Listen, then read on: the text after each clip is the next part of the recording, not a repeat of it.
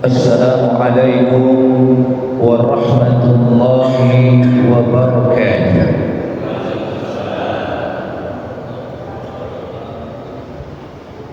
Bismillahirrahmanirrahim. Wassalatu wassalamu ala Rasulillah Sayyidina Muhammad ibn Abdullah wa ala alihi wa ashabihi wa man wala, la hawla wa la quwwata illa billah. Rabbi shrah li sadri wa yassir li amri wahlul 'uqdatam min lisani yafqahu qawli. Faqad qala Allah Ta'ala fi kitabihil karim, a'udzu billahi minasy syaithanir rajim. Bismillahirrahmanirrahim.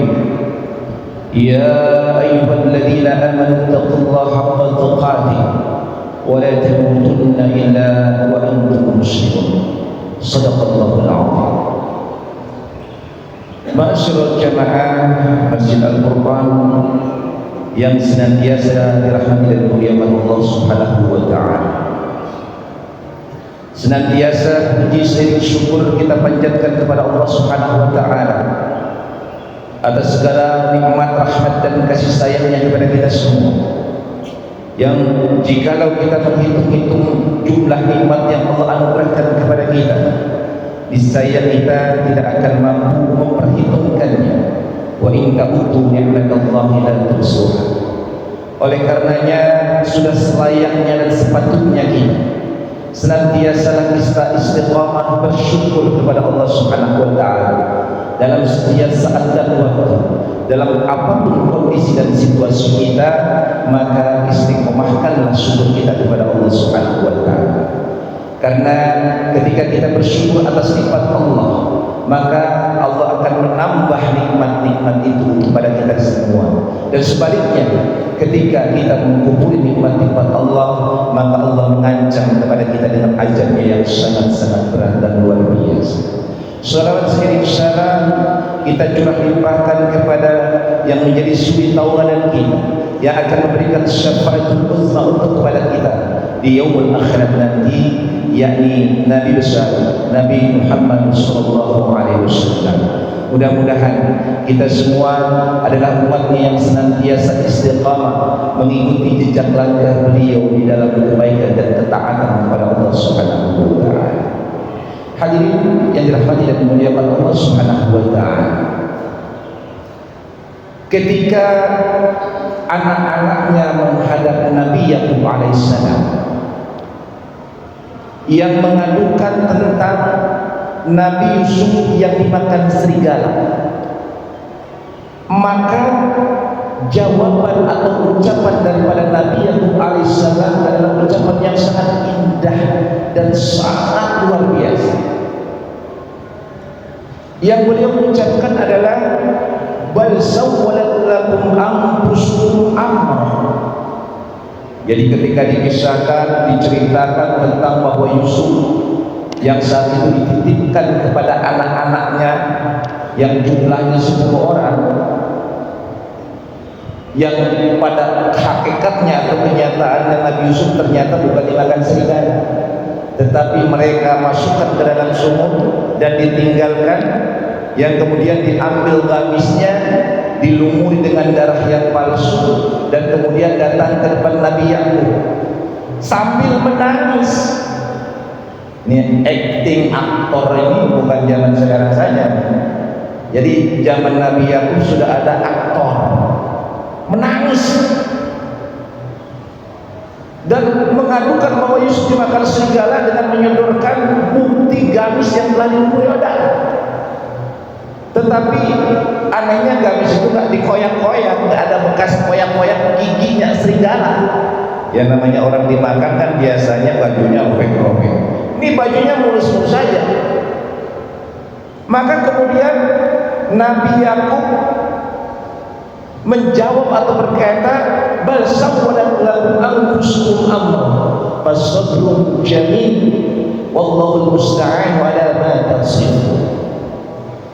Jawaban atau ucapan dari Nabi Yakub alaihissalam adalah, bahkan kalian anggap baik perbuatan buruk yang kalian lakukan, fasabrun jamil, dan aku bersabar dengan kesabaran yang jadi, yang baik dan sempurna.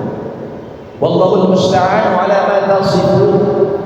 Dan hanya kepada Allah lah tempat meminta pertolongan terhadap apa-apa yang kau ceritakan tadi, wahai anak-anak.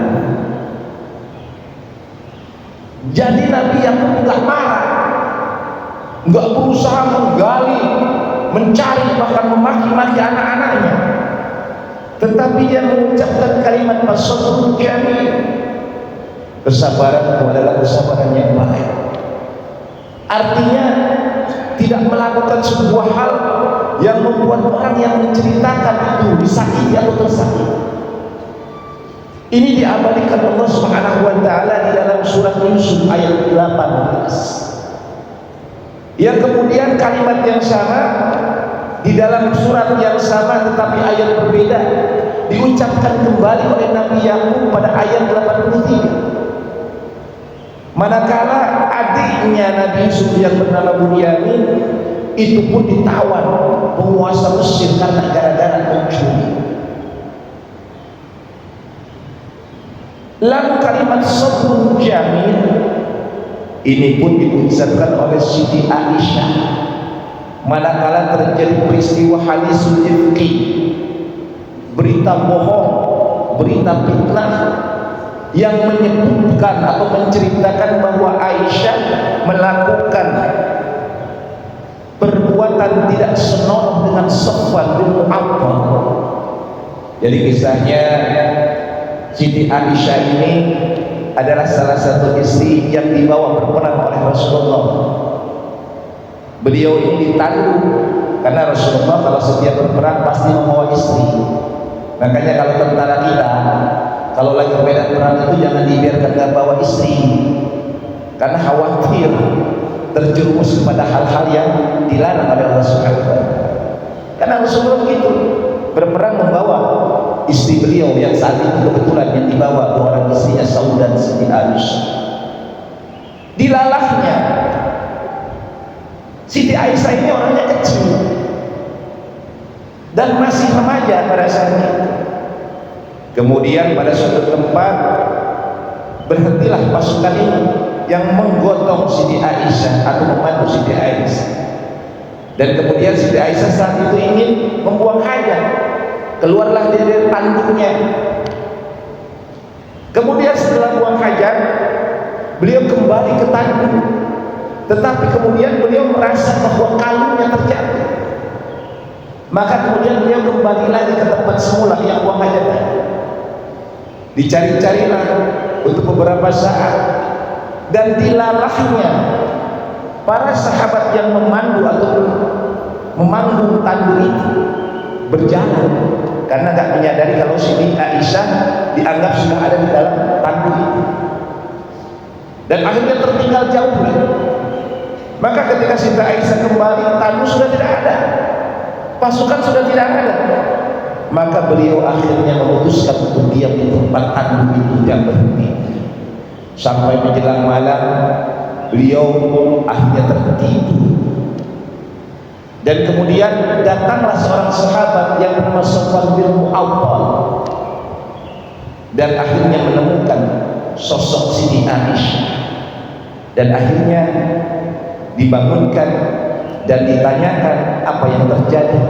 Dikisahkan oleh Siti Aisyah tentang hal-hal yang sudah terjadi. Maka kemudian Siti Aisyah dinaikkan ke dalam di atas kuda dan Safwan menuntun kuda sampai akhirnya tibalah di tempat rombongan yang sudah berkumpul. Hal ini kemudian dilihat oleh orang munafik. Maka disebarkan berita oleh Abdullah bin Ubay bin Salul yang menyebarkan bahwa Aisyah dan Safwan melakukan perbuatan yang tidak senonoh. Tersebarlah berita di seluruh negeri Madinah saat itu. Berita ini muncul dari seorang Abdullah bin Ubay bin Salul, seorang tokoh yang sangat disegani karena beliau ini adalah tokoh yang mampu mempersatukan antara suku-suku yang bersengketa. Aus dan Khazraj yang saat itu bersengketa terus bisa dipersatukan oleh Abdullah bin Ubay bin Salul. Tetapi karena datang Rasulullah, yang manakala Rasulullah saat itu dianggap sebagai pemimpin umat, maka Abdullah bin Ubay bin Salul ini merasa tersaingi, merasa sakit hati. Walaupun dia Islam, tapi Islamnya dalam kemunafikan, maka dipenuhi dendam hatinya dan memprovokasi penduduk atau masyarakat muslim di Madinah yang menyebarkan fitnah yang disebut dengan hadisul ifki, berita kebohongan bahwa Siti Aisyah berselingkuh dengan Sofwan bin Mu'attal. Dan ini bukan main-main. Bayangkan saja istri Rasulullah berselingkuh, maka tersebar di seluruh negeri Madinah saat itu. Awalnya Rasulullah tidak terpengaruh, tetapi lama-lama karena tidak ada ayat Al-Quran turun, belum lagi provokasi, belum lagi sahabat juga ikut kepanasan ketika dimintai pertimbangan beberapa sahabat juga, kemudian bukannya mengademkan tapi mempanas-panaskan, maka akhirnya Rasulullah marah, mendiamkan Siti Aisyah sampai Siti Aisyah sakit. Maka apa yang dikatakan oleh Siti Aisyah, aku akan bersabar sebagaimana sabarnya Nabi Yakub alaihissalam, fasabru jamil. Lalu pertanyaannya, apa itu sabru jamil? Kesabaran yang indah dan sempurna itu apa? Maka baginda Rasulullah menjawab, fasabru jamil wa as-sabru la syaqwa fihi. Sabrul jamil adalah kesabaran yang tidak mengeluh, yang tidak berkeluh kesah. Coba, yang dimaksud mengeluh di sini mengeluh kepada manusia. Jadi kalau kita ini kalau ditimpa musibah kan demennya curhat kepada teman, sahabat, atau meracau mengucapkan kalimat-kalimat yang penyesalan ataupun lain sebagainya. Kebiasaan kan kita kalau ditimpa musibah itu kan suka mengeluh kepada sesama manusia. Maka yang dimaksud oleh Rasulullah asal syaqwa fihi, bahwa tidak mengeluh kepada sesama manusia, tetapi hanya mengeluh kepada Allah Subhanahu wa taala. Sebagaimana Nabi Yakub enggak kemudian menanya detail atau menyalahkan anak-anaknya, tidak, tetapi cukup mengucapkan bal sawalat lakum anfusukum amra fasabru jamil wallahu musta'an ala ma tasifun. Dan hanya kepada Allah lah aku memohon pertolongan terhadap apa-apa yang diceritakan berupa berita-berita atau cerita-cerita tentang Yusuf tadi. Hanya dari Allah Subhanahu wa taala. Para alim ulama membagi sabar kepada 3 bagian. Ini dijelaskan oleh Syekh Ibnu Abu Dunya dan oleh At-Tabari yang menukil hadis yang diriwayatkan oleh Ali bin Abi Thalib dari Rasulullah SAW. As-sabru salat, sabar itu terbagi 3. Yang pertama as-sabru 'alal musibah, sabar ketika ditimpa musibah. Ini kita semua ini manusia ini sudah sebuah kepastian pasti bakal diuji oleh Allah Subhanahu wa taala, akan dikenakan musibah. Jadi kita hidup ini enggak cuma lurus-lurus saja, enggak hanya tidak ada masalah dalam hidup ini, karena hidup ini hakikatnya adalah merupakan bagaimana kita menyelesaikan masalah. Jadi ketika manusia hidup di dunia diberikan tanggung jawab dan kewajiban, maka pada saat itulah dia menanggung daripada masalah. Maka musibah itu sebuah keniscayaan pasti akan menimpa kita. Bagi kita orang yang beriman, musibah ini adalah ujian. Bagaimana bentuk musibah? Bentuk musibah bisa kita contoh yang menimpa kepada Nabi Ayub alaihissalam. Nabi Ayub adalah nabi yang paling sempurna ditimpa musibah oleh Allah Subhanahu wa taala. Dan musibah itu bukan hanya sesuatu yang menyakitkan, tapi anugerah pun itu bisa jadi musibah.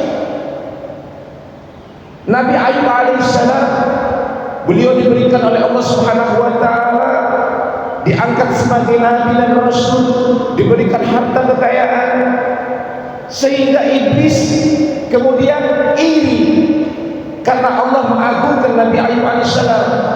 Iblis, tuh lihat hambaku, dia diberikan harta yang banyak, nggak kekurangan, cukup segala pangan, pakan dan lain sebagainya, tapi dia nggak pernah lepas beribadah kepadamu.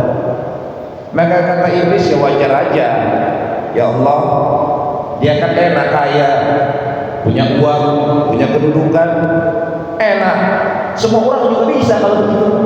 Coba uji, ya Allah, hilangkan tuh hartanya, apakah dia masih menjadi hamba yang bersyukur dan beribadah kepadamu?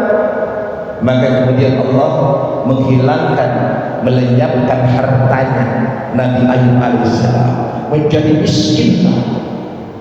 Tetapi walaupun miskin, tidak merubah dia menjadi seorang hamba yang taat beribadah kepada Allah.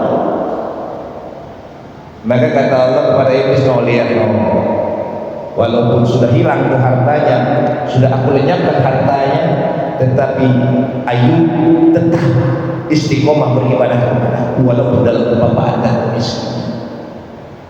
Ya udah, coba sekarang itu kan kaya sudah, miskin sudah.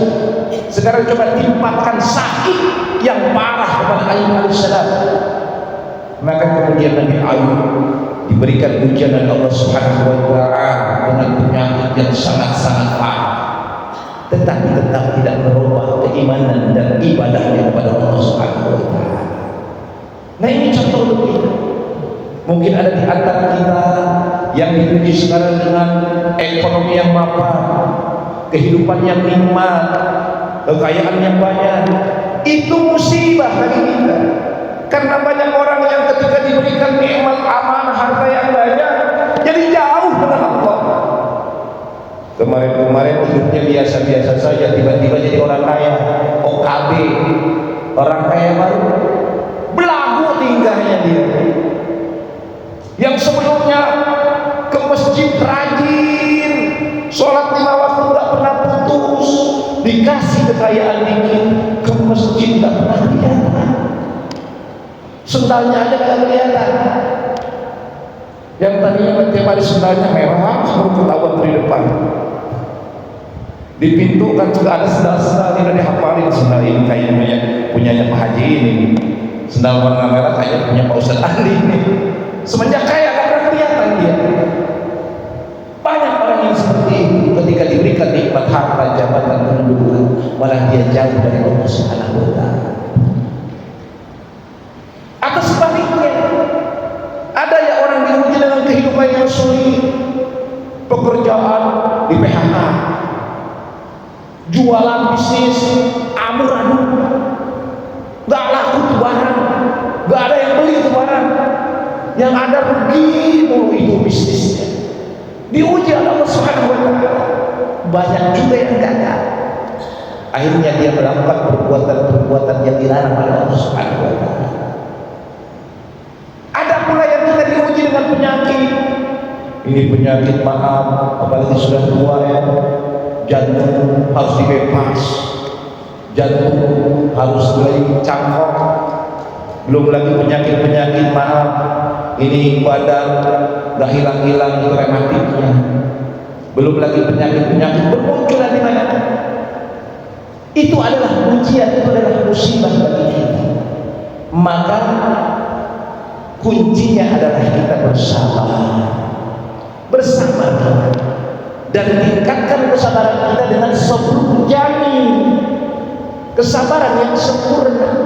Artinya jangan mengeluh, minta kepada Allah Subhanahu wa taala, ya Allah, saya sedang diuji penyakit ya Allah sekarang, ya Allah, saya dalam kondisi sekarang lemah ya Allah, penyakit itu hakikatnya adalah ujian bagi saya ya Allah, maka berikanlah kekuatan kepada saya ya Allah, berikanlah kesehatan kepada saya ya Allah, agar saya tetap istiqomah beribadah kepada-Mu. Doa minta sama Allah. Kalau sekarang kita diuji dengan kemiskinan, bisnis gagal, usaha-usaha kita buntu, maka datang kepada Allah, dekati Allah, minta Allah. Kesabaran kita jangan sabar yang ngoember ke sana kemari, ngeluh ke sana kemari, tapi datang kita kepada Allah. Ya Allah, ini ada ujian bagi saya, berikan kesabaran. Maka tingkatkan kesabaran kita menjadi as-sabr syadid. Setiap kita pasti akan ditimpa musibah, dan luar biasanya orang yang sabar dalam musibah ini adalah kesabaran yang disebut inna dzalika min azmil umur. Sabar dalam musibah ini adalah sesuatu yang patut diutamakan. Allah Subhanahu wa taala setidaknya menjelaskan dalam 3 tempat tentang inna dzalika min azmil umur. Yang pertama di dalam surat 31 ayat 17, surat Luqman. Ya bunayya aqimis shalah wa'mur bil ma'ruf wanha 'anil munkar wasbir 'ala ma asaba inna dzalika min azmil umur. Wasbir 'ala ma asaba inna dzalika min azmil umur. Wahai anakku, tegakkanlah salat, laksanakanlah amar ma'ruf dan nahi munkar, bersabarlah terhadap apa yang menimpa kepadamu. Bersabar dengan apa yang menimpa kepadamu adalah hal yang patut diutamakan oleh kita, patut diprioritaskan oleh kita, patut diutamakan oleh kita. Makanya ketika kita ditimpa musibah, sabar. Sabarnya bukan hanya sekedar sabar, tidak. Sabar, tingkatkan kualitas sabarnya sebagaimana Nabi Ya'qub alaihissalam, sebagaimana Siti Aisyah, as-sabr syadid, kesabaran yang sempurna, sabar yang hanya boleh besar kepada Allah Subhanahu wa taala. Hadirin yang dirahmati dan dimuliakan Allah Subhanahu wa taala. Lalu sabar yang kedua adalah as-sabr ala ta'ah. Kita bersabar di dalam ketaatan kita kepada Allah. Ketika berkaitan dengan ketaatan, berarti di sini ada amar, ada nahi, ada perintah, ada larangan. Nah, ketaatan kita kepada Allah Subhanahu wa taala adalah bagaimana kita sabar ketika menjalankan segala kewajiban kita. Kewajiban sholat kita yang 5 waktu butuh kesabaran di dalamnya. Sabar dalam sholat itu nggak main-main. Kalau orang nggak sabar dalam sholat kan bisa dilihat. Ketika imam panjang dikit bacaannya, panjang banget imam bacaannya. Ini artinya dia tidak sabar. Padahal kita diperintahkan as-sabru 'ala ta'ah, bersabar dalam ketaatan. Kalau orang nggak sabar puasa kondisinya panas, terik, puasa banget 30 hari. Ini baru aja 2 hari udah kayak 2 tahun puasa. Belum dia. Atau ketika orang melaksanakan jihad. Jihad itu artinya bukan hanya perang membawa senjata. Ketika kita menuangkan atau menumpahkan aspirasi kita tentang kezaliman pemimpin-pemimpin kita, penguasa-penguasa kita, mengkritik kita, berdemo kita, maka itu jihad salah satunya. Ketika kita merasa bahwa umat Islam ini diintimidasi, umat Islam ini dimarginalkan di tengah mayoritas, kemudian kita menyampaikan aspirasi. Ada juga orang yang ngapain sih demo-demo.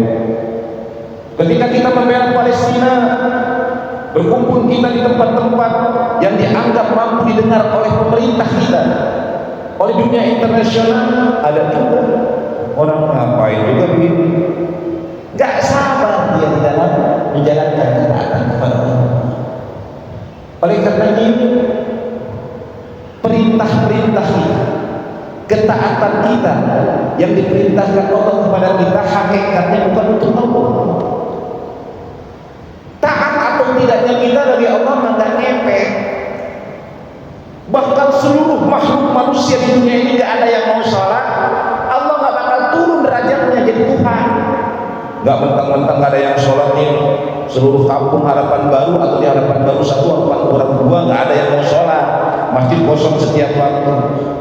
Nggak kemudian Allah turun dah gua pensiun jadi Tuhan, nggak bakalan,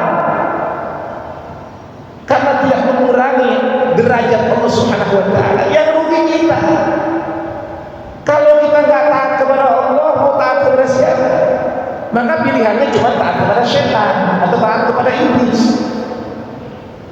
Kan hanya pilihannya begitu. Kalau kita nggak taat kepada Allah dan Rasulullah, berarti taat kepada setan. Maka tinggal pilihannya apa? Surga atau neraka, nikmat atau azab. Maka oleh karenanya, yuk kita sama-sama dalam menjalankan ketaatan kita bersabar kita dengan as-sabrul jamil. Jangan mengeluh, tapi nikmatilah segala yang menimpa kepada kita. Dalam ya Allah, alhamdulillah saya masih bisa doa, bisa sholat ya Allah. Saya masih bisa sholat berjamaah ya Allah, karena banyak saudara-saudara saya masih tergeletak nggak bisa sholat berjamaah. Nikmat ya Allah sholat berjamaah, pahalanya gede ya Allah. Bahkan kalau bisa ya Allah berikan kami kemampuan untuk bisa melaksanakan sholat di Haramain, di Masjidil Haram, bisa kami sholat di Masjid Nabawi ya Allah. Itu doanya kepada Allah. Nikmat kita kalau dilakukan dengan sabar dalam menjalankan ketaatan kepada Allah. Ya Allah, bukan hanya Ramadan ya Allah, kalau terus tahun itu Ramadan ya Allah, karena Ramadan itu puasanya luar biasa, keberkahannya luar biasa ya Allah. Nah begitulah kita seharusnya di dalam menjalankan ketaatan kita kepada Allah Subhanahu Wa Taala. Sabar dengan sabar yang sempurna bersempurna. Lalu sabar yang ketiga adalah sabar anil maksiyah, sabar dari menjauhi kemaksiatan. Ini pahalanya lebih besar dari dua yang lain, karena tantangannya pun lebih besar. Apalagi di zaman edan seperti ini, kemaksiatan begitu gampang di depan mata, begitu terpampang di depan mata. Kalau kita mau nakal-nakal dikit, tinggal buka tuh handphone, klik tuh aplikasi, mau beli yang berapa, gampang, nggak ada yang tahu. Maksiat begitu gampang sekarang. Kalau mau judi, tinggal buka tuh handphone, klik tuh aplikasi, tinggal masukkan uang, ikutlah main. Gampang. Sekarang kemaksiatan begitu mudah, bahkan begitu ada terbesit dalam hati, sarananya sudah ada. Maaf saja kalau dulu kita sebelum ada teknologi yang lebih canggih, mikir-mikir sudah. Nah inilah beratnya kita dalam menghadapi kemaksiatan. Nah dimaksud dengan nahil. Maka pahala orang yang sabar dalam menjauhi kemaksiatan itu pahalanya lebih besar, bahkan terbesar dari sabar-sabar ketika ditimpa musibah maupun sabar-sabar dalam menjalankan ketaatan. Dalam menjauhi kemaksiatan, maka sabar yang tingkatkan menjadi as-sabrul jamil, kesabaran yang sempurna. Hadirin yang dirahmati dan dimuliakan Allah Subhanahu wa Ta'ala, di dalam hidup ini kita semua tentu ada batas waktu, ada ajal, yang ajal itu tidak kenal usia. Umur itu tidak kenal usia. Usia boleh tua, usia boleh muda, tetapi umur atau ajal itu adalah ketetapan yang tidak ada yang tahu satu orang pun di antara kita. Oleh karenanya sebelum umur itu datang ke tengah-tengah kita, sebelum ajal itu datang menghampiri kita, yang saat itu datang tidak ada lagi kesempatan untuk kita, tidak ada waktu lagi kita untuk bertobat kepada Allah Subhanahu wa Ta'ala. Maka yuk sama-sama kita hadapi hidup dan kehidupan ini dengan menguatkan kesabaran kita dalam beramal, dalam ketaatan kita kepada Allah Subhanahu wa Ta'ala. Perbanyaklah amal soleh kita, setiap amal kuatkan dengan sabar. Dan ketika kita ditimpa musibah oleh Allah Subhanahu wa taala, maka hadapi dengan sabar. Dan kita menghadapi berbagai macam tantangan yang akan menjerumuskan kepala kita untuk kepada kemaksiatan, maka hadapilah dengan sabar. Oleh karenanya, yuk kita sama-sama sabrul jamil, kesabaran kita jadikan kesabaran yang indah, yang muncul di dalam hati kita, yang mampu membuat kita ya ayyatuhan nafsul mutmainnah, tenang. Innallaha ma'as sabirin, karena Allah bersama kita orang-orang yang sabar. Dan bukan hanya innallaha ma'as sabirin di dunia, kesabaran itu akan mampu mengantarkan kita kepada akhirat. Rasulullah SAW adalah seorang hamba Allah yang menjadi suri tauladan dalam kesabaran. Mulus luar biasa Rasulullah, diuji oleh Allah Subhanahu wa taala. Ketika diangkat Nabi dan Rasul, luar biasa tantangannya, sampai beliau melalui berbagai macam rintangan, dan Rasulullah adalah teladan dalam kesabaran. Oleh karenanya kita memohon kepada Allah Subhanahu wa taala, ya ayyuhalladzina amanu ista'inu bis-sabri was-salah innallaha ma'as sabirin.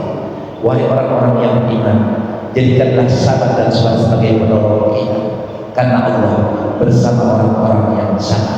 Innama yuwaffas sabiruna ujurahum bighairi hisab. Hanyalah orang-orang yang sabar yang diberikan pahala oleh Allah Subhanahu wa taala tanpa ada batas.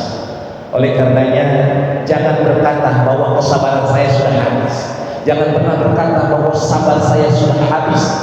Sudah ada batasnya. Karena ketika kita diberikan oleh Allah Subhanahu wa taala nyawa sampai detik ini, maka kesabaran itu tidak akan pernah hilang atau putus. Sabarlah sampai akhir hayat kita. Jadikanlah kesabaran ini merupakan ladang amal kita menghadap Allah Subhanahu wa taala agar kita mendapatkan ridho dan kasih sayang dari Allah Subhanahu wa taala. Mudah-mudahan Allah Subhanahu wa taala senantiasa memberikan kekuatan kepada kita semua, menjadikan orang-orang yang senantiasa bersabar di dalam hidup dan kehidupan ini. Itu saja yang bisa saya sampaikan. Mudah-mudahan bermanfaat untuk diri saya umumnya untuk kita semua. Apabila ada hal yang kurang berkenan, mohon maaf yang sebesar-besarnya. Usikum wa nafsi bi taqwallah. Assalamualaikum